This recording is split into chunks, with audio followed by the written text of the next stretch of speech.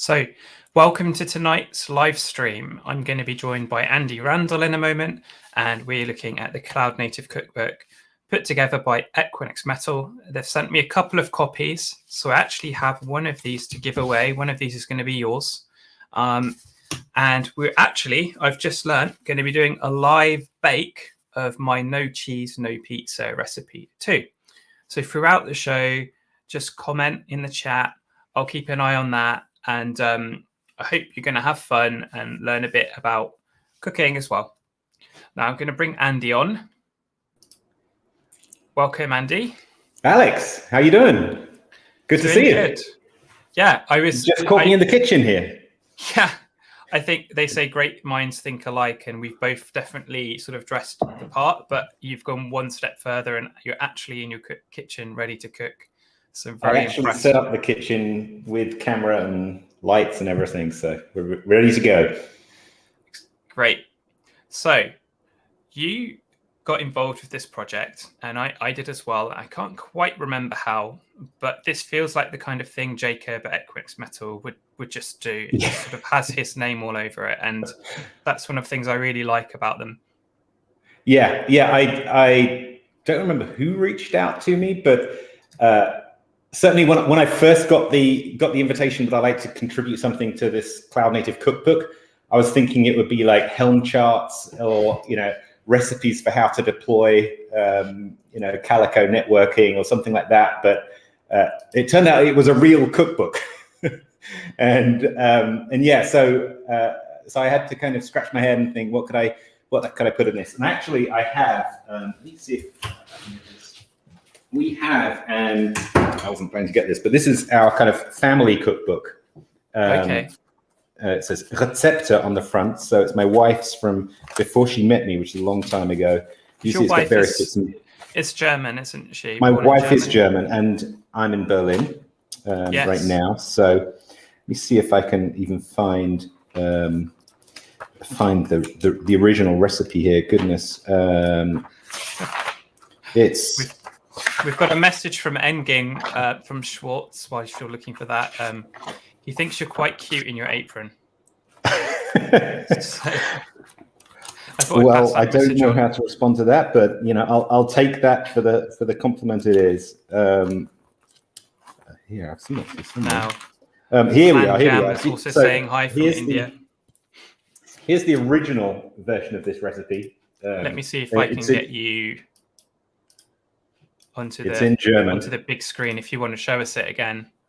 Yeah, here's the original version of this recipe. Oh, wow. I don't know if you can see quite how stained it is. Yeah, it's well loved. It's definitely been cooked before. It's one of the interesting things about food, I think, is how cultural it is. And, even like with the recipes in here, I tried some which are American, and then you go out to the shops in Europe and you can't buy half the ingredients. And the same kind of in the other direction as well. It's that there's things that don't translate. So it's quite fun kind of having this as a multicultural cookbook. Of course, you're in Germany now. Dive out for 2 minutes or less, but a couple of seconds, because I have in the oven here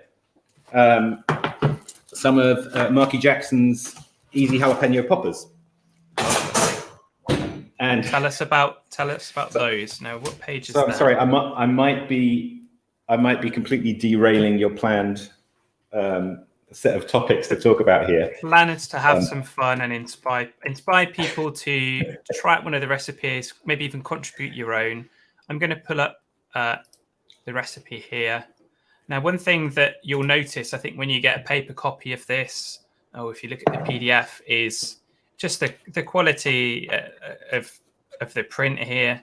Marky's got a story about the poppers. I don't know if you've read that already. And then you get a lovely picture of it illustrated. They hired a special content writer. I had an interview with her, and she kind of wrote down a story. And what attracted you to these poppers then? Because they must be quite spicy. Well, that's one of the problems here. I wasn't able to get very spicy peppers, so I don't have jalapenos.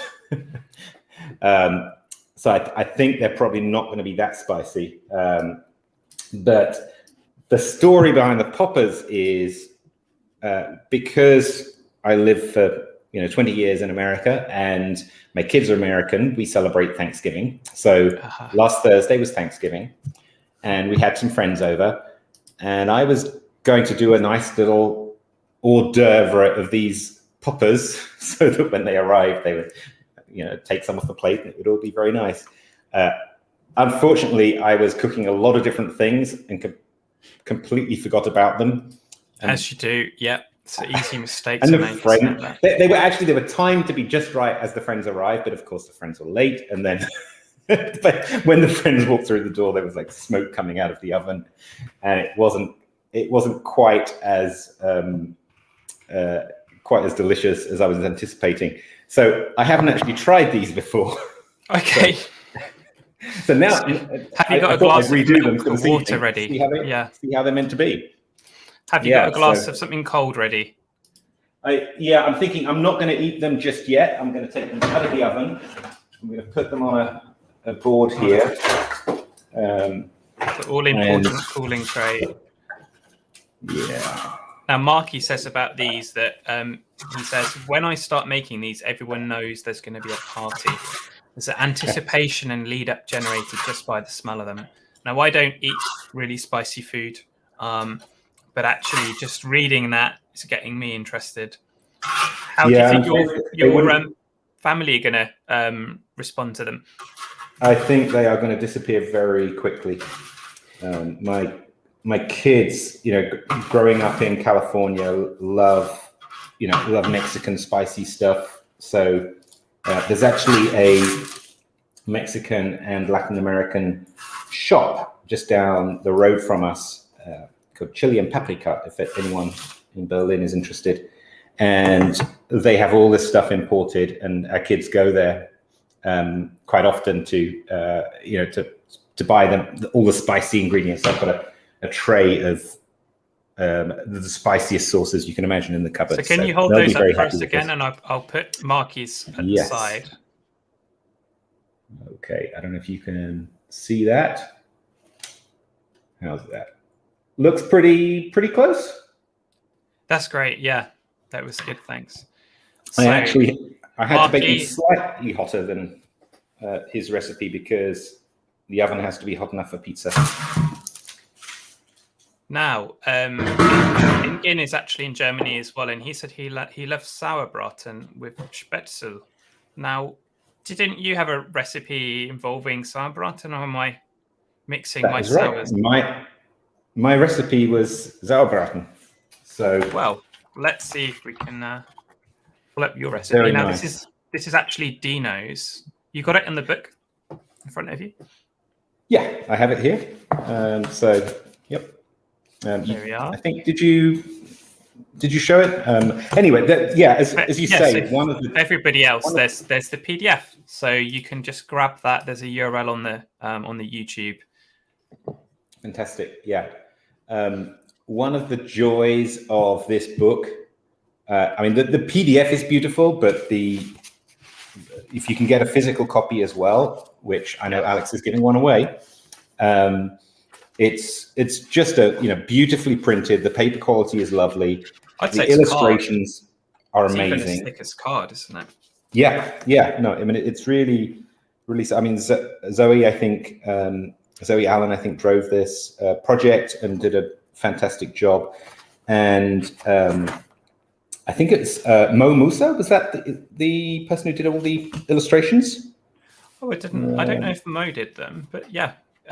If anybody from Equinix Metal is here, set us right. Let us know, or leave a comment if you're here watching it later on. It says at the back, Mo Musa, our creative illustrator, Mo Musa. So great, really incredible pictures, and really it's just a beautiful thing. They did an amazing job with it. So and you can. So on Sauerbraten, let's talk about Sauerbraten. Because it's a really special dish for me. So we have good family friends, and it's actually the parents of a friend of my wife's from school. So we know the whole family, and the father is called Dino, and he used to be a chef, and so I picked up a lot of cooking tips from him. The best way to do rotkohl, red cabbage, and we got this sauerbraten recipe. And when if you do this recipe right, it really is sour. So it's a sour roast, and it is meant to be sour. And a lot of restaurants How sour are we talking? Like, if you've not had this before, is there a food that you relate it to for us? Yeah, I mean, if you think of sauerkraut, right, it has that tang to it. I would say sauerkraut in England, the nearest thing we have is maybe coleslaw. That can be a bit tangy sometimes. Yeah, it's a little bit mayonnaisey though, isn't it?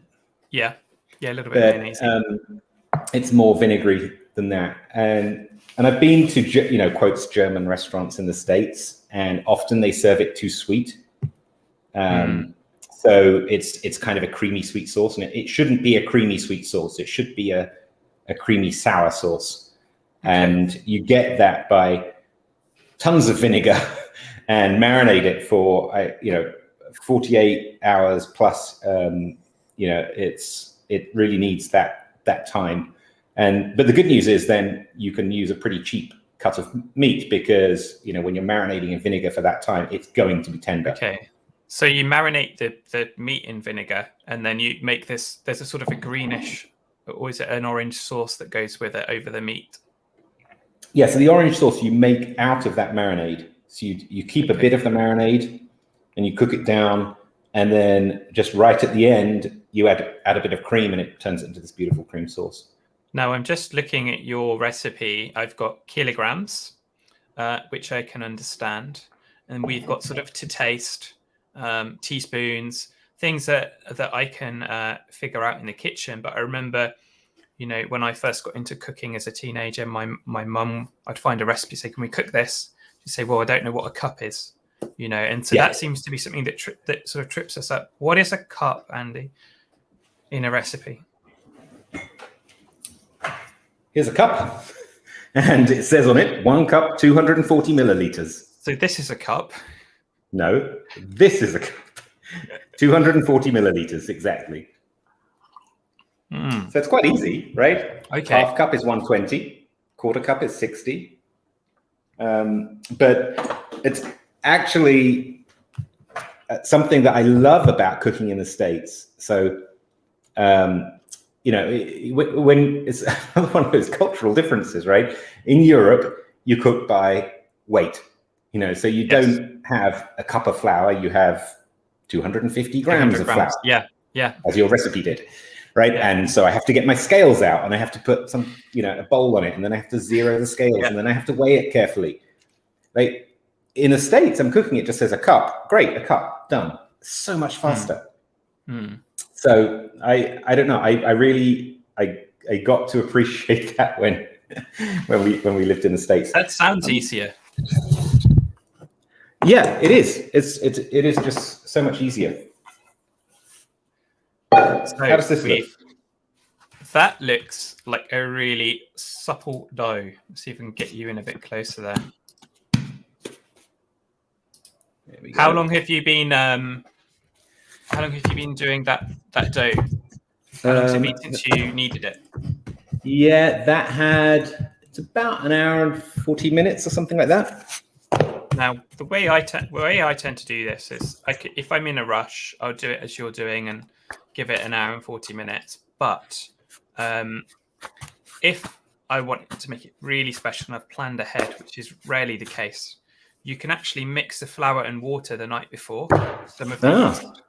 And what that does is it breaks down the gluten in the bread. It creates a sour flavor, much like your sauerbraten. Not overpowering, and it's not sourdough, but it's a way of sort of getting that gluten worked down. Then you mix the rest of the flour and the salt. The salt stops the yeast from working, and by that time you have something that's very fluid. And the rest of it's pretty similar process from there. Of course, in lockdown, where did this recipe come from? For my recipe, Well, Yeah. I think basically one day a friend of mine said, would you like to come around? I'm going to make a pizza. And I thought, why would you make one if you could buy a frozen one? He made it. And then I tasted it and I was really impressed. And at that point in time, I was still eating cheese. So we had mozzarella on it, really tasty. And I came home, said to my mum at the time, look, I think we need to make a homemade pizza. I'm going to do one for you.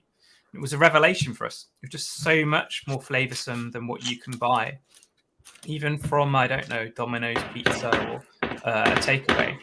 It was so much nicer. And you get to choose what's on it. Now, I also wondered, is it cheaper than buying a pizza? And it turns out it's either about the same or more expensive, because you're buying better quality ingredients. You may be putting much more on than what they will do in a store. And in fact, I think I've been criticized in the past by Italians by putting too many olives on the pizza. You know, I didn't think there was a right amount of olives to put on a pizza until I was told that's too many. I don't know if they're worried about my salt levels or if it's just kind of what I've learned from watching Jamie Oliver is Italians have very specific ways of making food in different regions. And if you go slightly out of that, you've just completely failed. Though obviously there is quite a controversial topping for pizzas. I don't know if you're going to be adding that tonight. I am definitely not. I am extremely against the idea of pineapple on pizza. But I'm also against olives on pizza as well. So What's that? I don't really like olives. You don't like olives. They are an acquired taste. I found a pineapple is an emoji. There we are. And as you can see, there wasn't any pineapple on my recipe. Cheese under or over the topping, Engin is saying. Yeah. So I'm hoping. Do you think your recipe works with cheese as well? Am I allowed to put cheese on it? I mean, you can do whatever you like. It's your pizza, and that's really what the recipe I have is a starting point. I remember doing one of these for my wife, and every time I make it, she says to me, "That's the best one you've ever done." So I don't know how sort of my first one was, the quality of that, but I think sometimes just the smell of it, that crispiness out of the oven, can just really make it rich. Now I've got some ingredients here in a little box I've collected. One of the things that I use is when I don't have the time to make a tomato sauce from passata and cook it down, because that takes a really long time. So I'll use it's called like Siro, and it's just a little tub of really high quality double concentrated tomatoes. What did you put on your base? So this is it's a sugo di pomodoro that you get from our local it's like a cooperative market. Yeah, those can be a bit wet at times. If you put it through a sieve or anything. Yeah, no, I didn't. I mean, it's not ideal, and it probably would be better with something else. But I was in a little bit of a. Now, can you recognize this bind that I'm holding up now? From the shape. No, I can't. What is that? Sweet paprika, and the smell in the room right now is really smoky. It just smells incredible. Now, sometimes I'll put a little bit of this on one of the pizzas on the tomato layer. If you put it on the top, it tends to burn, but it can give a really smoky depth to that tomato sauce. Nice. Well, I have some, as you would say, oregano, as the Americans would say, oregano. And I'm sufficiently culture confused that I don't know what I say. What did the Germans say? I can't remember. Oregano. Is that right, Engin? You'll set us right, I'm sure. Yeah, the pizza herb, as I've heard it called. So plenty of that on there. So let's throw some of that on. Do tend to put a little bit of olive oil on the tomato base as well, and spread it with a spoon. Your base has kind of expanded really well there. I'm impressed with that. I don't have a pizza stone though, unfortunately. That is unfortunate because that would give you a very crispy base if you did. Yeah. So toppings. I would love to try aubergine, Yes. aka eggplant. Eggplant. But I didn't have any in the fridge. And so I basically went with, what do I have in the fridge? So I have some spring onions, which I actually really like on pizza. Yes, I haven't tried them. How do you stop them burning?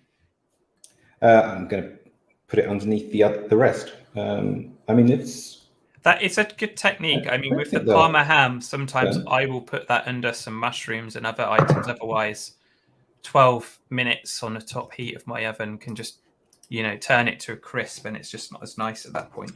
And then I have just some bits of red pepper. Well, it's not as much as I thought there. Maybe I should chop a little bit more. So what toppings do you like on your pizzas?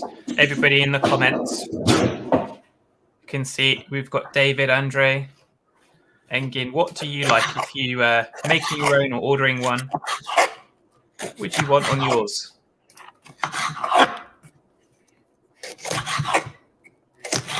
So you're not quite doing Gordon Ramsay technique there. No. Have you ever learnt that chopping trick like a pro chef? Is that the one where he tops it off top and bottom and then cuts out the inside and then chops it? It's kind of where they just sort of, their hand just becomes a blur, and in a minute, carrot becomes 20 different tiny pieces. It depends what I'm cutting. But yeah, I mean, if I'm doing a carrot or something, I might do it fast, but not quite as that pro. So, and then I have some fresh tomato. In fact, I'm going to put that on some cheese. Okay, yeah. What kind of cheese have we got? Quattro formaggi. I'm sorry, it's not. I'm not doing it very. It's just. Yeah, I mean, my recipe doesn't have the cheese, but don't get me wrong, I really like the flavor of cheese, and it used to be one of my favorites. If you don't eat dairy, it's very difficult to go out. Very difficult to go to any conference and not be hungry, and it's also difficult to have a dessert after a meal. But things are changing. So I've got David Izian. He's put 3 onion emojis. I think that's an onion. That's what he likes on his. Can actually be really sweet. Have you tried onion, red or otherwise? Red onion is delicious on pizza, yeah. David A, chorizo, bell pepper, and mushrooms. If you like chorizo, you probably like the smoky paprika because there's a lot of that inside your chorizo. And then Engin's cheese, sukuk, I'm not sure what that is, and chili pepper. It's Turkish sausage. Ah, Turkish sausage. And then we have gherkin, paprika, and sukuk. So maybe one to try. Of course, I think with the pizza that I created, you can have a garlic-free experience as well, which can be important if you live with someone who hasn't had some of your pizza. Yeah. So, have you been to a conference recently? You mentioned how difficult it is going to a conference. When was the last conference you attended? GopherCon. It was organized by Sam Bell, I believe. Mm-hmm. And it gave a closing keynote on the first day all about the OpenFAS journey, 0 to serverless in 6 years, or 60 months, I think it was. Because I used to do a talk, 0 to serverless in 60 seconds, show how easy it was to do something with Kubernetes with functions. And so this was all about the people behind the project, some of them that had gone on and even tripled their salary as a sort of effect of them gaining experience hands-on and going to do really well at a job interview and things like that. Mm-hmm. As well as a bit about Go and how useful it was to me. Being able to build quite a lot of software just using a few things that I learned in Go about HTTP servers and unit testing. And that led me to go on and write an ebook as well that some of the people on the call have. And I think Go is just one of those languages that is everywhere in the cloud native. We talk about cloud native cookbook. It's probably one of your main ingredients if you're a programmer. So yeah, I'm very grateful to go. Yeah, no. And when was the GopherCon? Oh, that was a few weeks ago now, and I went down to London, stayed over there for a couple of nights, and actually got to see some people that I know for the first time. So I saw David McKay. He used to be with Equinix, now at Pulumi. And now David Flanagan. Now David Flanagan as well. And the organisers of DevOps Days Birmingham. And then some people that I'd never met before. So that's just one of the things that I really miss about conferences is those hallway conversations and meeting people, going out for food, maybe impromptu or drinks, whatever it is. Yeah, and so was that the first conference you've done since the pandemic? I think it was the first in-person event as well. Yeah. Yeah, because I was at KubeCon in LA. What was that?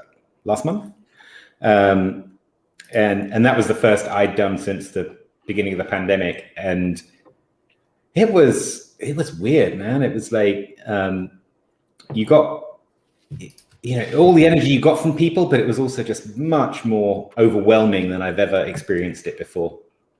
So I'm hoping that will kind of it'll get a bit more back to usual, because I really loved. I really love going to live events and kind of meeting the people and just kind of, reconnecting. I mean, David Flanagan, you mentioned, I met him for the first time in Barcelona at KubeCon, and he came to the Go Days in Berlin, and it just takes a few kind of events like that, and you really build relationships with people, and it really kind of takes you through when so much of what we do is remote and across company, across global and across time zones. Yeah. The really convenient thing about, I remember it was KubeCon in San Diego, and I came to your Cloud Native Rejects event, spoke there, and you've got people from all kinds of time zones. There's no scheduling. If you see someone in front of you, you might have a conversation or get introduced, and you find out you have something in common, or you kind of get some kind of connection or introduction. And I remember earlier this week I was trying to schedule a talk, like a 30-minute chat with someone, and they can't do earlier than 6 p.m. here, and I am having to cook all the dinners this week for some other reason, and you happen to see them in the corridor at a conference, and you can ask them your question, and it's so much more convenient.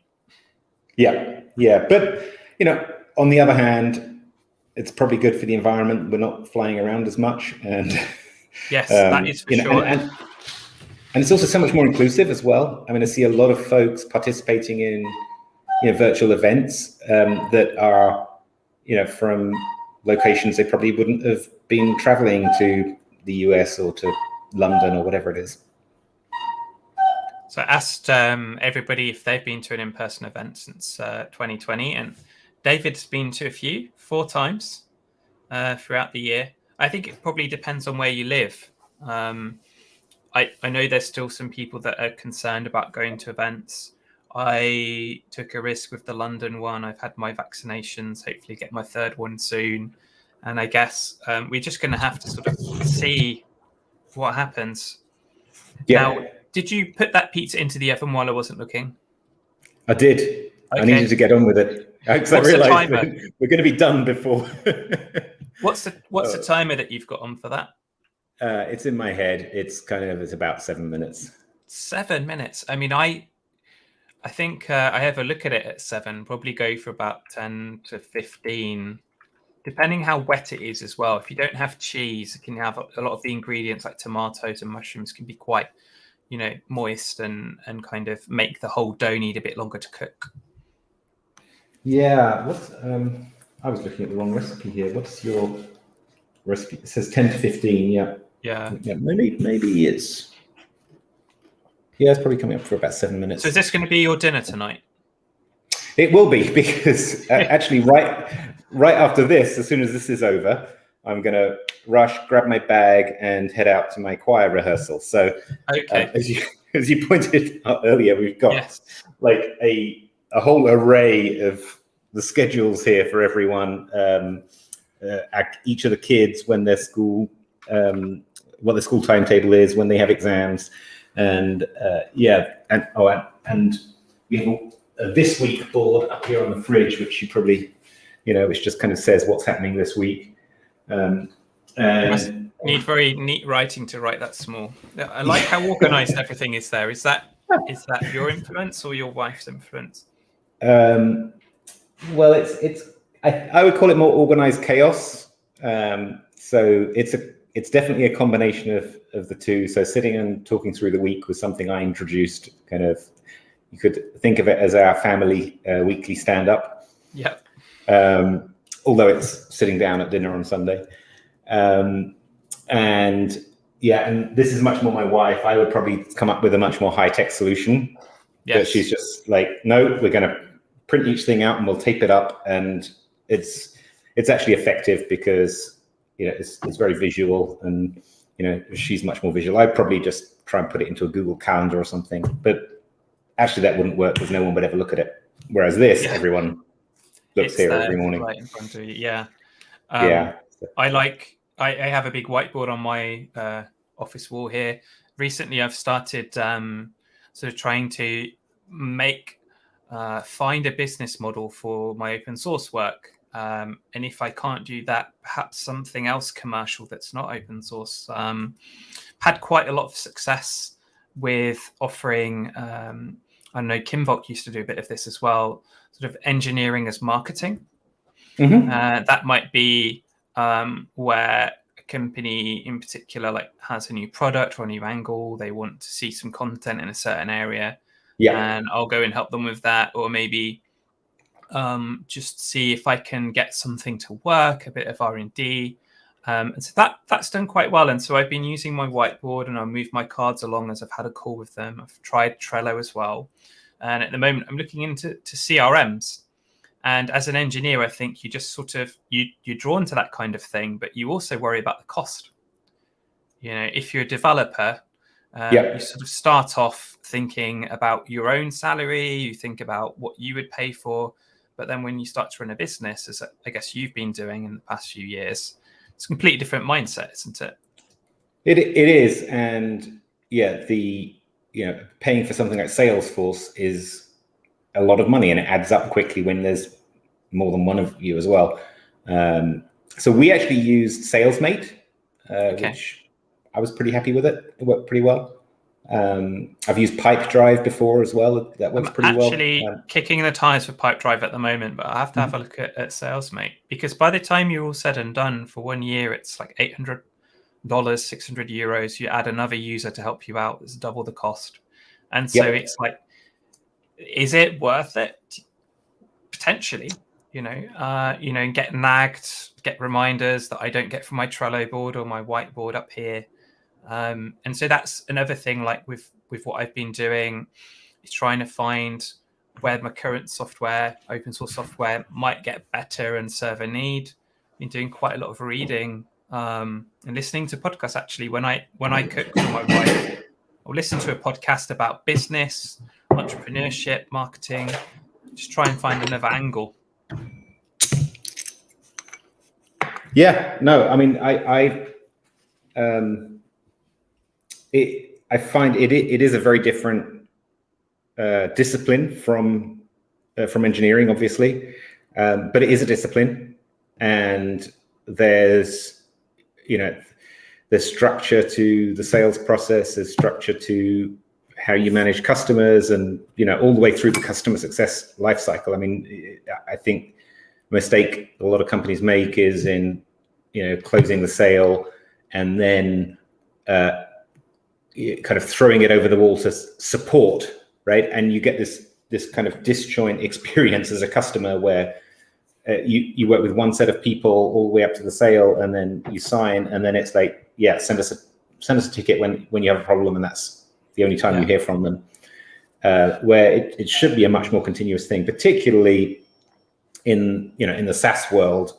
That's kind of driven a lot of this focus on customer success and looking at the customer life cycle.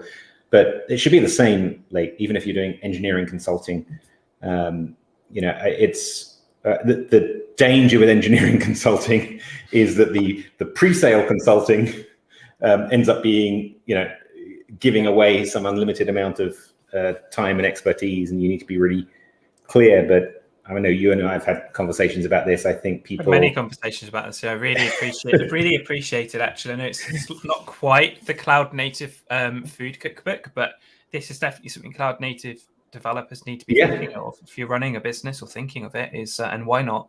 Is about leverage. And if somebody asks you, I need to know how to do X, and you tell them, you might not hear from them again, or if they need a feature. But sometimes I know that happened with Flat Car, and you would gently sort of suggest they might have a call with you and explore what they're doing. And at the very least, I found that you sometimes just get a bit more feedback on your project or product, and that can help you maybe with a customer that might be a better fit. Yep.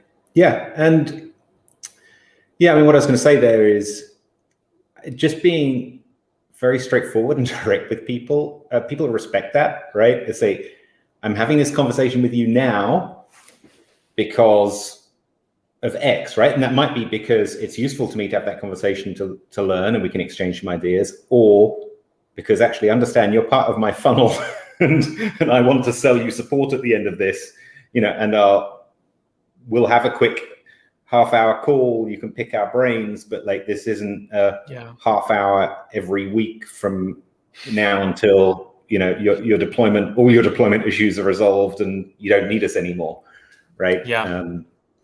So one of the things I've been noticing is that had some early success with smaller companies, and maybe Series A or B level, and the sales process with them is brilliant. They tell you they need it. They're already using it. You send them an invoice. They've paid it in a month, and it's all good. They maybe don't even need support. And on the enterprise side, you've been emailing them for 6 months with one contact. You're then sent over to procurement and told you mustn't contact the business again. They say they won't even consider your contract paperwork that you trust. You've now got to review a 30-page legal document, pay for a lawyer or hope for the best. And goodness knows what's in there, what kind of liabilities. And man, that's not fun. That side of it. Yeah, I mean, it's there are pros and cons, obviously. Enterprises, once you're approved as a vendor, things become a whole lot easier. I know, now being inside Microsoft, if we want to work with someone, then we have to take them through this vendor approval process. And knowing that someone's already vendor approved, it just, it makes you, it means you're kind of jumping massively forward in the sales cycle. So once you're in there, then you can go mine that enterprise account for other opportunities. Yeah. Now, on the other side of the spectrum, I had a blog post, I don't know if you saw it pop on Hacker News yesterday, about self-publishing.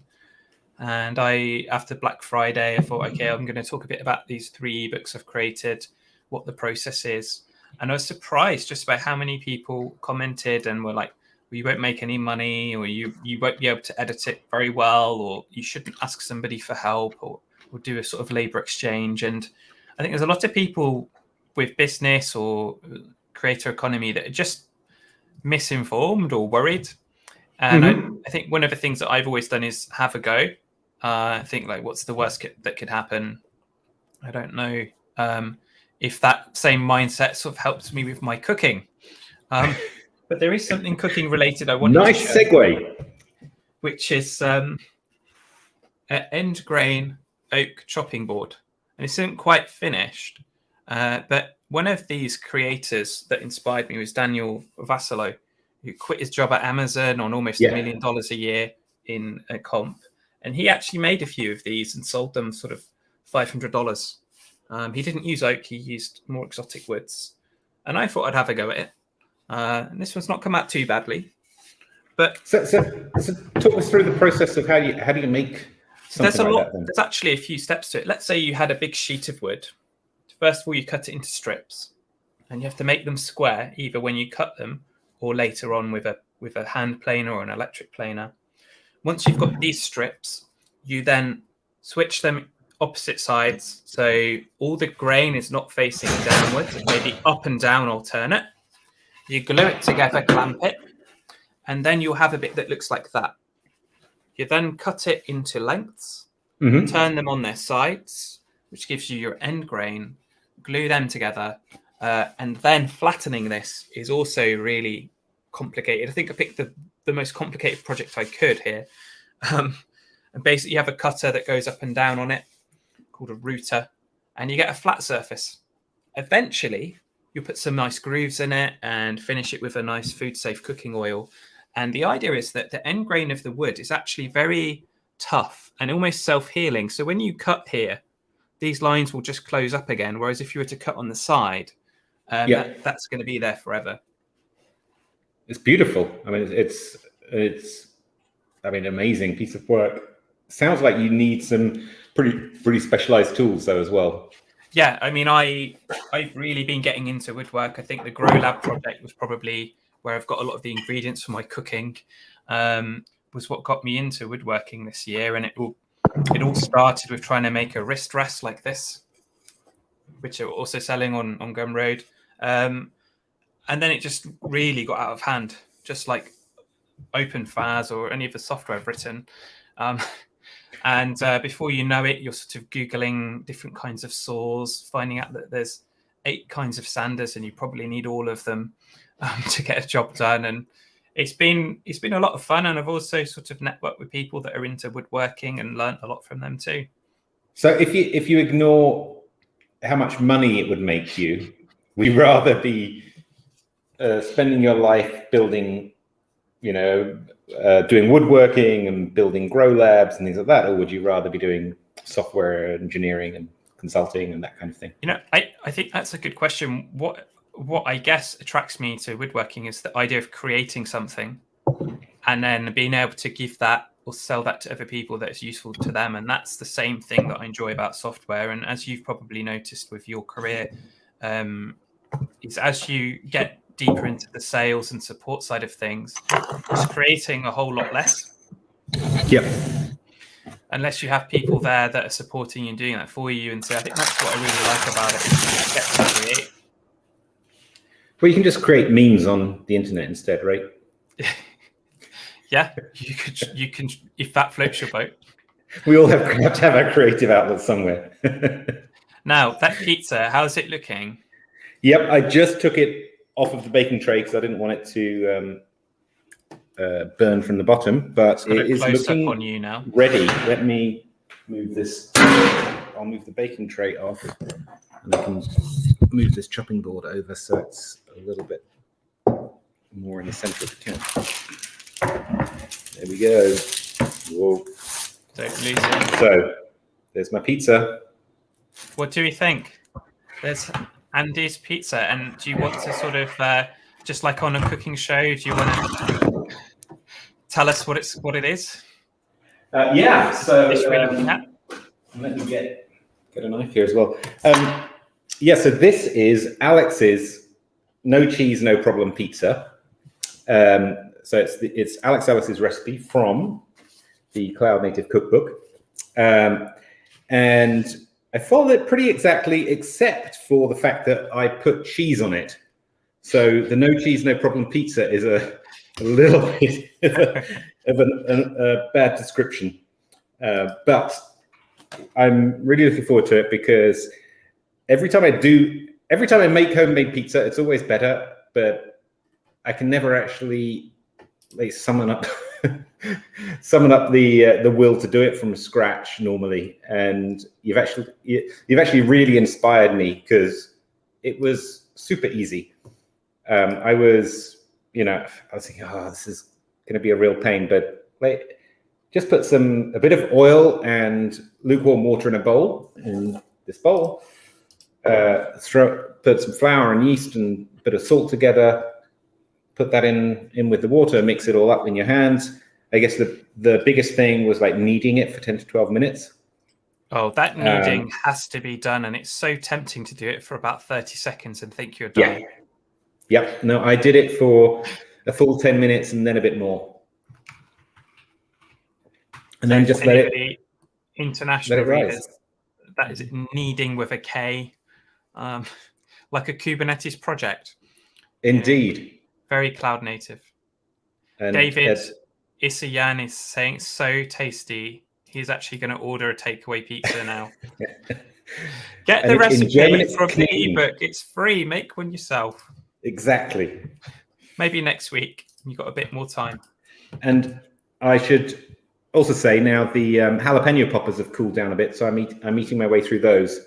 Let's see you have a taste of that then. I have a jalapeno popper. So this is Marky Jackson's recipe, and it's quite interesting. So the filling is primarily cream cheese and mozzarella mixed, and then there is a topping of breadcrumbs and parmesan. So it's pretty, and fresh coriander in there as well. There's probably some other stuff as well, but those are the main things from memory. No, that's pretty much it. Yeah, a bit of cumin. And now I should have probably said how I was going to give away tonight's book. The best tweet, I think we'll do. The best tweet to me, or reply to me on Twitter, be creative, and this will be yours. I'll get it off to the post to you. Now, I do want to just zoom in for a second to the GitHub repo, because this is an important part about the book. Is these recipes have come from us, and you've seen how tasty they are. Andy's actually gone and cooked one and eaten it in front of us. Two, and this is really a community project. That's the idea. Quinix Metal have sponsored it and put it all together, but they want recipes from us now. And so for the next version, there might even be a 0.2 print version with your recipe in. Send a pull request, and here's one from Philip. Friend of mine. Now he is with Orange Business and also investor in Weaveworks. You've probably seen him on Twitter. Follow him if you don't. And what he's done is he's written up his recipe, which is vegetable crumble with Parmigiano crust. That actually does that does sound quite tasty. A crumble. Do they have a crumble in America? Is that a slightly different thing? They have a crisp. Yeah, you don't the term crumble. So you have like an apple crisp instead of an apple crumble, but that is basically the same thing. So an apple crumble or a vegetable crumble would look a bit like this. So you just got flour, salt, fat mixed together, just like this, in a bowl, topped over. And yeah, I think that sounds really tasty. You could probably That's good. I'm gonna try that because my I have 3 teenagers in the house, and our eldest is quite strongly vegetarian, and we generally eat a lot of vegetarian meals, and we tend to use a lot of like meat substitutes, so we'll get vegan sausages and things like that. Yes, but actually having good vegetable recipes is great. Definitely. I think that is important. And as I say, I am unfortunately fussy now because I don't have a great experience having dairy. So I just have to avoid that as much as I can. And so I'm always looking, can I substitute something here? Over the years, I know my mum has made me cakes with stuff like polenta because it's gluten-free, maybe using oil instead of butter. She might make the other one that she does would be like a carrot cake because you can use oil instead of in butter again. So literally, actually, like any butter in something like this, you wouldn't have crumble with butter. You couldn't eat that. Probably use Vitalite or one of the soya marges and use that instead. And we've actually got some latecomers here. Steve Wade's come on. He wants to know what's your favorite German meal. Oh goodness, favorite German meal. Well, so I've been going in Berlin, I guess throughout Germany, right? You go out for a doner kebab, and it's a real thing here. Like there's so many different variations, and there's one actually next to the Kinfolk office called Mustafa's Gemüse Kebab, and anyone in Berlin who knows that, it's pretty famous. And that they have chicken, but all these different vegetables in it and salad, and then you choose your sauces. So my son always has kosher scharf, so hot sauce and herb sauce, and I have I'll have from Mustafa's. Normally I throw in they have a mango one as well, a mango sauce. Oh, so tasty. Yeah, that's what I go for in Berlin. It's not particularly healthy, but what meat do they use for that? Great fast food. That pork chicken? No, so a lot of them have chicken. Yeah. And then otherwise it's typically lamb and beef, I think, mixed. Lamb is very, very tasty. There's a kebab shop near my sister's house, and whenever we drive over there, my wife is like, should we stop at Star Pizza Kebab and get a small lamb kebab? And they use like a neck meat, so it's actual chunks of meat, really nice marinade on it. Nice. And there's actually what's called a kebab in the book. So if you pull up the PDF, there's a variant of that just for a nice light summer evening meal. I think it has tzatziki or something like that on the side. So question for you, Alex. What's the next recipe in the book that you want to try out? Well, I do something like this kebab for my breakfast. If you don't eat gluten, sometimes oats aren't a great substitute either. And so I've just been taking to chopping up chicken thigh and eating that for my breakfast. And actually protein does fill you up really well. So I might give this kebab a try. I also wondered if I could get the hazelnut cake and find a way of doing that in a vegan way, because that looks really rich and tasty. I definitely want to try the hazelnut cake. So I want to try the vegan chili next, actually. That was my next one on the list. I did want to talk, though, if we have time. And I know we're going to be up. We've got a good 5 minutes. Yeah, I wanted to talk about this one. Okay, I got it. Yeah, divine. Previous page. There you go. The divine pumpkin cheesecake. So, that is a fantastic recipe. I mean, it's just it was the highlight of our Thanksgiving dinner. So, we had a nice.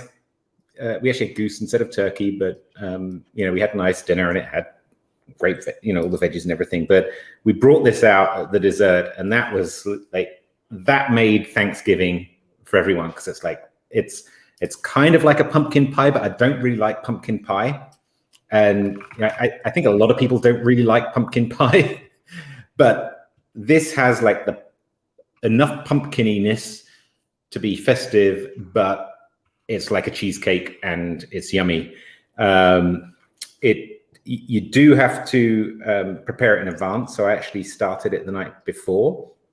Why is that? What is it you need to I'm just looking at the recipe now. How did we? Or maybe we didn't, but there was just so much. Well, because it has to chill, right? So that's right. So it has to. So you cook it. You bake the cheesecake. Yes. And then you have to let it out in room temperature and let it come down to room temperature. And then you have to let it rest in the fridge for several hours. Or in our case, at this time of year, just put it on the balcony for the rest of the day. 5 minutes. Yeah. It's so cold right now in Europe. Yeah. Okay. And how does it sit? Is this quite rich? Is it light? Could you eat, half of a cake? Are you looking at one piece and a half? I mean, it's a pretty rich cheesecake. I mean, cheesecake. Yeah. But this was another one where I had real trouble with several of the ingredients. So graham cracker crumbs. Yeah, we won't be getting those over here. No. Just explaining to people the concept of a graham Ginger cracker is hard enough. snaps. Is that like a ginger biscuit? I think so. Yeah, I think like a. Or is like it a that ginger thing biscuit. that's like burnt butter type of thing that you get? Difficult to know, isn't it? I suppose the beauty is we can actually DM or message type Jason on Twitter or Slack. I should have done that. Comment on his pull request. I did DM him afterwards and thank him for it. But yeah, I mean, there was a whole lot in here, and then bourbon, right? I don't drink bourbon. We don't have it around, but at the German supermarkets, they have all these little miniature bottles by the checkout. There was this little miniature bottle of bourbon, so I managed to find that. Excellent. But otherwise, yeah, I think it has some vanilla that should be quite easy to get. Pecans are quite expensive. Yep. I do wonder, this is like a pecan's cheesecake. Quite hard to find here as well. But what is the what's your traditional pumpkin pie like? Does that have a lot of dairy in it? Maybe I could have a go at that. I don't know. I've never made a pumpkin pie from scratch, so not 100% sure. Oh, that actually, you mentioned pumpkins. Yes. Like the recipe says, start with two 15-ounce cans of pumpkin puree. Oh yeah. That is not a common ingredient. Find that. No, I'm not going to find that in Sainsbury's or Tesco's. You are not, or Rewe or Lidl. So I actually went out and bought a large pumpkin and roasted it until it was soft, and then pureed it. Wow. So it made quite a lot more work to making this recipe. Was it? But you said it was worth it. It sort of stole Thanksgiving. It was worth it. It really, it stole the show. The only other thing that I'm really tempted to do, well, I say the only thing, it just because of dietary needs, is the Sublime Cacciatore. Now, this is by Noah Abrams at Stormforge. And what I liked about this is the little cakes of polenta. Polenta is corn, ground down cornmeal, and then sort of fried with mixed with water and oil. So that's something that would be good for gluten-free. I fancy that, and maybe make a difference from having potatoes and rice with dishes. So what if you got there's your very pizza trendy ready? A few years back. Ready for... Okay, Steve has set me right. He said a ginger snaps like a ginger biscuit. Thanks, Steve. So somebody's got a tweet. I've seen a couple already. I'm actually going to... I think I might have to call this early. Because... I think Engin's probably done it there with the Fazbe. Nice. Right, Engin, I sent you a T-shirt to your home address twice. German Customs sent it back to me. I don't know why. I'm very sorry. But I will be sending you this copy. And, all I can say is I hope that they don't send it back. And we have to take €5 to it or something. See if we can get it through this time. Yeah, fantastic. Yeah, it is. Since Brexit, it's a real pain getting packages from the UK because you have to pay customs duties on it. And when they deliver them to your door, you have to pay in cash and they don't have change. That is different. Yep. Yes. Yeah, it's different to the UK for sure. And we aren't really having to pay for stuff from Europe yet. But anything from the US, there's normally like VAT, import duty, and then a £15 handling fee. And so I sent Carlos Panato, I sent him one of these, a mini one for his new keyboard as a gift. And he paid €8 and was like, it was €8. It's like, well, anytime I order something from the US, it's a minimum of £15 just to get it. So yeah, I think we've just got to get used to that now. That's how things are going to be. It's a shame. I miss my European friends.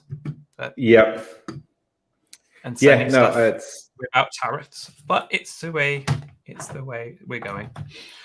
So to end on a high note, your pizza looked great. Yes. You have a The really pizza good is choir practice. Perfect.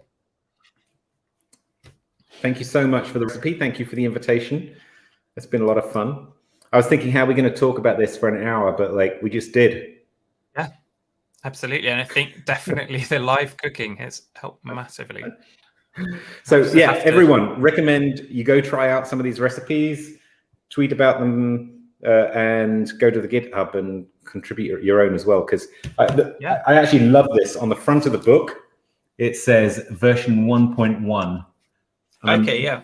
I'm really hoping that they'll come out with a version 2 and have a whole lot more recipes in there. So that's not going to happen unless people contribute. We mentioned Grow Lab earlier, Equinix Metal supporting Grow Lab, and they're going to send out 10 of these to the top Grow Lab participants as well.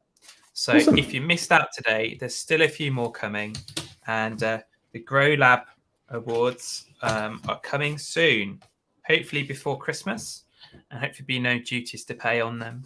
Whatever it is I can find to send out to you for your Grow Lab participation. Great. Thanks, Alex. Well, next week we've got a live stream on backing up your data and data protection with Kasten.